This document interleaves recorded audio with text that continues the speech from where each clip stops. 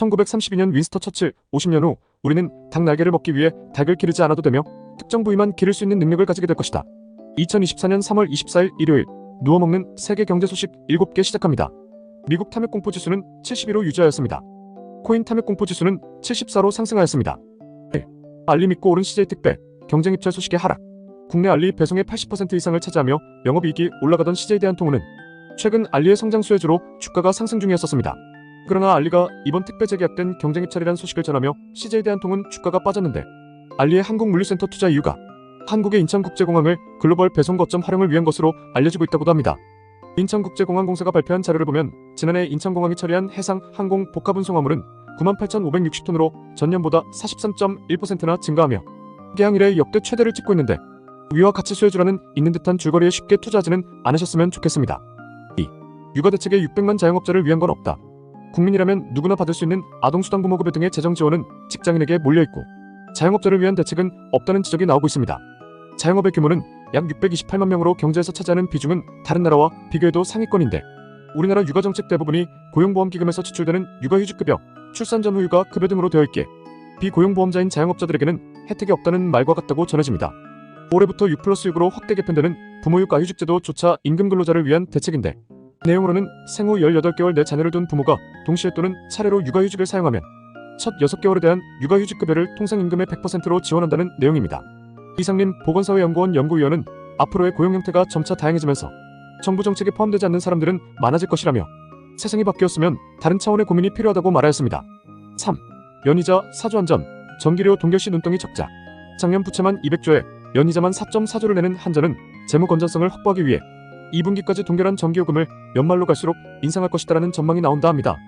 22년 대비 23년 전기요금은 26.8% 오르며 전기 판매 수익 역시 25.3% 증가하였는데 간단 산수식으로 여기서 전기세 30%는 더 올려야 이자만 겨우 갚을 수 있는 재정 상태라는 말이 됩니다.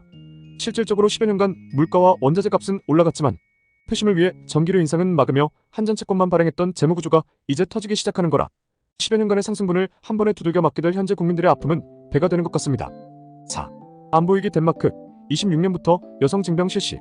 BBC 등 보도에 따르면 메테 프레드릭센 덴마크 총리는 기자회견에서 2026년부터 자국 여성들도 징집 대상이 될 것이라고 예고했다 전하였습니다. 국가를 수호하는 것은 가장 명예로운 일이라며 진정한 양성평등의 길을 제안하는 것이라고 재차 강조하였는데 세계은행 자료에 따르면 덴마크 병력은 소련 붕괴 이후 1995년 33,100명이었던 것이 2020년 1만 5천 명으로 반토막 났고 현재 BBC는 덴마크 병력이 2만 명으로 추산되지만 출산율 등으로 병력이 계속 줄어들 것이라 전하였습니다.